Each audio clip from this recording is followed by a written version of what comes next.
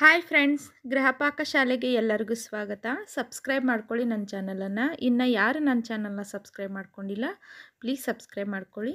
ನಾನು ಇವತ್ತು ಒಂದು ಹೀರೆಕಾಯಿ ಪಲ್ಯ, ಸಿಂಪಲ್ಲಾಗಿ ಹೀರೆಕಾಯಿ ಪಲ್ಯನ ಟೇಸ್ಟಿಯಾಗಿ ಯಾವ ರೀತಿಯಾಗಿ ಮಾಡೋದು ಅಂತ ಹೇಳ್ಕೊಡ್ತೀನಿ.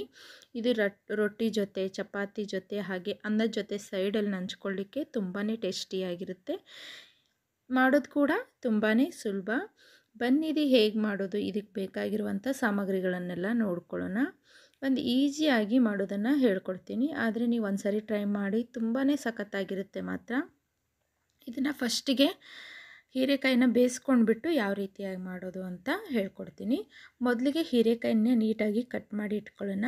ಅದಾದ ನಂತರ ಇಲ್ಲಿ ಒಂದು ಪಾತ್ರೆಗೆ ನೀರು ಇಟ್ಕೊಂಡಿದ್ದೀನಿ. ಅದ್ರ ಮೇಲ್ಗಡೆ ಈ ರೀತಿ ಒಂದು ಜಾಲರಿಯನ್ನು ಇಟ್ಕೊಂಡು ಮೊದಲಿಗೆ ಕಟ್ ಮಾಡ್ಕೊಂಡಿರುವಂಥ ಹೀರೆಕಾಯಿನೆಲ್ಲವನ್ನು ಹಾಕ್ಕೊಂಡ್ಬಿಟ್ಟು ಇದನ್ನು ಫಸ್ಟು ಮುಚ್ಚಿಟ್ಬಿಟ್ಟು ಇದನ್ನು ಹುಗಿ ಒಳಗೆ ಬೇಯಿಸ್ಕೋಬೇಕಾಗುತ್ತೆ.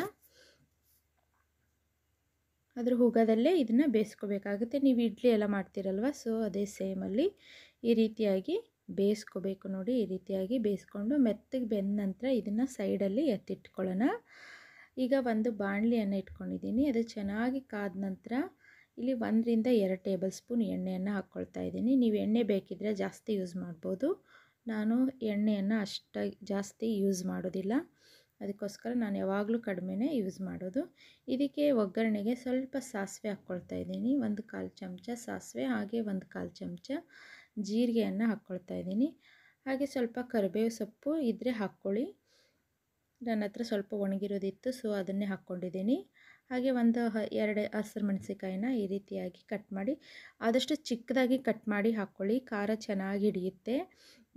ನನ್ನ ಮಗ ತಿನ್ನೋದ್ರಿಂದ ಅವ್ನು ಚಿಕ್ಕವನಿದ್ದಾನಲ್ವ, ಸೊ ಅವನಿಗೆ ಬಾಯಿ ಸಿಕ್ಕರೆ ಖಾರ ಆಗುತ್ತೆ ಅಂತ ಹೇಳಿಬಿಟ್ಟು ಈ ರೀತಿಯಾಗಿ ಉದ್ದದಾಗಿ ಹಾಕ್ಕೊಂಡಿರ್ತೀನಿ.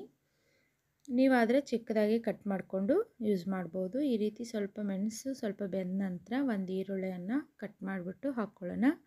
ನೀವು ಬೇಕಿದ್ದರೆ ಇಲ್ಲಿ ಬೆಳ್ಳುಳ್ಳಿಯನ್ನು ಕೂಡ ಹಾಕ್ಕೋಬೋದು, ಇಲ್ಲಾಂದರೆ ಒಣಮೆಣಸನ್ನು ಕೂಡ ಇಲ್ಲಿ ಒಗ್ಗರಣೆಗೆ ಯೂಸ್ ಮಾಡ್ಬೋದು. ಈ ಈರುಳ್ಳಿ ಮತ್ತು ಈ ಮೆಣಸು ಎಲ್ಲ ನೀಟಾಗಿ ಬೇಯಬೇಕು. ಸ್ವಲ್ಪ ಹೊತ್ತು ಇದನ್ನು ಮೆತ್ತಗಾಗೋವರೆಗೂ ಬೇಯಿಸ್ಕೊಳ್ಳೋಣ.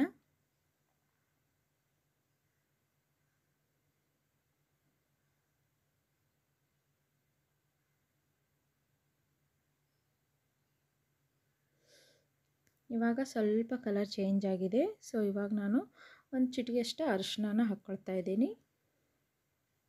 ಹಾಕ್ಕೊಂಡು ಮತ್ತೆ ಒಂದು ಸರಿ ಚೆನ್ನಾಗಿ ಮಿಕ್ಸ್ ಮಾಡ್ಕೊಳ್ಳಿ. ಅರಿಶಿನ ಹಾಕಿ ಮಿಕ್ಸ್ ಮಾಡಿ 1 ನಿಮಿಷ ಆದ ನಂತರ ನಾನು ಬೇಯಿಸಿಟ್ಕೊಂಡಿರುವಂಥ ಹೀರೆಕಾಯನ್ನು ಹಾಕ್ಕೊಳ್ತಾ ಇದ್ದೀನಿ. ಹಾಕ್ಕೊಂಡು ಮತ್ತೆ ಒಂದು ಸರಿ ಚೆನ್ನಾಗಿ ಮಿಕ್ಸ್ ಮಾಡ್ಕೊಳ್ಳಿ.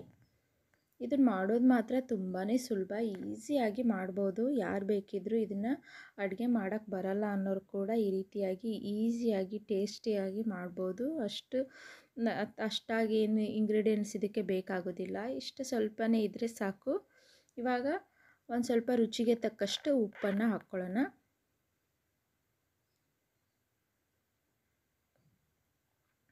ಇದಕ್ಕೆ ಮಸಾಲ ಎಲ್ಲ ಏನು ಬೇಕಾಗಲ್ಲ.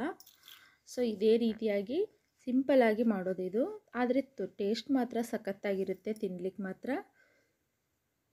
ಮತ್ತು ಒಂದು ಸರಿ ಚೆನ್ನಾಗಿ ಉಪ್ಪು ಹಾಕಿದ ನಂತರ ಮಿಕ್ಸ್ ಮಾಡಿಕೊಂಡು ಒಂದು ಸ್ವಲ್ಪ ಹೊತ್ತು ಬೆಂದರೆ ಸಾಕು. 2 ರಿಂದ 3 ನಿಮಿಷ ಬೆಂದರೆ ಸಾಕು. ಯಾಕಂದರೆ ನಾವು ಮೊದಲೇ ಆಲ್ರೆಡಿ ಹೀರೆಕಾಯಿನೆಲ್ಲ ಬೇಯಿಸಿಟ್ಕೊಂಡಿರೋದ್ರಿಂದ ಈ ಒಗ್ಗರಣೆಯಲ್ಲಿ ಜಾಸ್ತಿ ಬೇಯಿಸುವಂಥ ಅವಶ್ಯಕತೆ ಇರೋದಿಲ್ಲ. ಚಿಕ್ಕದಾಗಿ ಕಟ್ ಮಾಡ್ಕೊಂಡಿರುವಂಥ ಕೊತ್ತಂಬರಿ ಸೊಪ್ಪನ್ನು ಹಾಕ್ಕೊಳ್ತಾ ಇದ್ದೀನಿ. ಹಾಕ್ಕೊಂಡು ಮತ್ತೆ ಚೆನ್ನಾಗಿ ಮಿಕ್ಸ್ ಮಾಡ್ಕೊಳ್ಳಿ. ಅದಾದ ನಂತರ ನಾನಿಲ್ಲಿ ಒಣ ಕೊಬ್ಬರಿ ತುರಿಯನ್ನು ಹಾಕ್ಕೊಳ್ತಾ ಇದ್ದೀನಿ. ನೀವು ಬೇಕಿದ್ದರೆ ಕಾಯಿ ರುಬ್ಬಿಟ್ಟು ಕೂಡ ಹಾಕ್ಕೋಬೋದು, ಆದರೆ ಇಲ್ಲಿ ಸ್ವಲ್ಪನೇ ಇರೋದ್ರಿಂದ ನಾನು ಹಾಗೆ ಕಾಯಿ ತುರಿಯನ್ನು ಹಾಕ್ಕೊಳ್ತಾ ಇದ್ದೀನಿ. ಸ್ವಲ್ಪ ಕಾಯಿ ತುರಿಯನ್ನು ಉದುರಿಸ್ಕೊಳ್ಳಿ. ಕಾಯಿ ತುರಿ ಇಲ್ಲ ಅಂದರೂ ಪರವಾಗಿಲ್ಲ, ನಡೆಯುತ್ತೆ. ನೀವು ಗುರೆಳ್ಳು ಪೌಡರ್ ಇರುತ್ತಲ್ಲ, ಗುರೆಳ್ಳು ಹುಚ್ಚೆಳ್ಳು ಅಂತಾರಲ್ವ, ಸೊ ಆ ಪೌಡರ್ ಕೂಡ ಇಲ್ಲಿ ನೀವು ಹಾಕ್ಕೋಬೋದು. ಅದನ್ನು ಮಿಕ್ಸಿ ಮಾಡಿಕೊಂಡು ಪೌಡ್ರ್ ಮಾಡಿಟ್ಕೊಂಡು ಕೂಡ ಇಲ್ಲಿ ಹಾಕ್ಕೋಬೋದು. ನಾನಿಲ್ಲಿ ಕೊಬ್ಬರಿಯನ್ನು ಹಾಕ್ತಾಯಿದ್ದೀನಿ. ಕೊಬ್ಬರಿ ಅಥವಾ ಹುಚ್ಚೆಳ್ಳು ಪೌಡ್ರ್ ಯಾವುದಾದ್ರೂ ಎರಡರಲ್ಲಿ ಯಾವುದಾದ್ರೂ ಒಂದು ಹಾಕಿದರೂ ಸಾಕು. ನಾನಿಲ್ಲಿ ಸ್ವಲ್ಪ ಕೊಬ್ಬರಿ ತುರಿಯನ್ನು ಹಾಕ್ಕೊಳ್ತಾ ಇದ್ದೀನಿ. ಹಾಕ್ಕೊಂಡು ಮತ್ತೆ ಒಂದು ಸಾರಿ ಚೆನ್ನಾಗಿ ಮಿಕ್ಸ್ ಮಾಡ್ಕೊಳ್ಳೋಣ.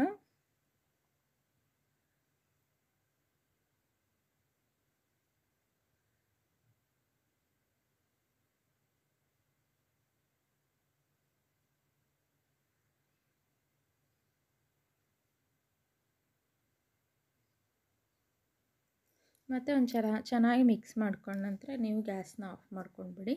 ತುಂಬ ಹೊತ್ತೇನು ಬೇಯಿಸುವಂಥ ಅವಶ್ಯಕತೆ ಇರಲ್ಲ. ಇದು ಇವಾಗ ರೆಡಿಯಾಗಿದೆ. ನೀವು ರೊಟ್ಟಿ ಜೊತೆ, ಅನ್ನದ ಜೊತೆ, ಹಾಗೆ ಚಪಾತಿ ಜೊತೆ ಇದನ್ನ ತಿನ್ಬೋದು. ತುಂಬಾ ಸಖತ್ತಾಗಿರುತ್ತೆ.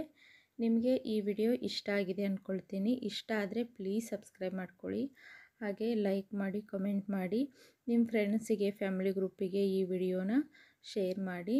Thank you for watching. Thank you. Bye. ಮತ್ತೆ ಹೊಸ ಇಂಟ್ರೆಸ್ಟಿಂಗ್ ರುಚಿಯಾಗಿರುವಂಥ ಅಡುಗೆಯೊಂದಿಗೆ ಸಿಗ್ತೀನಿ. ಬಾಯ್.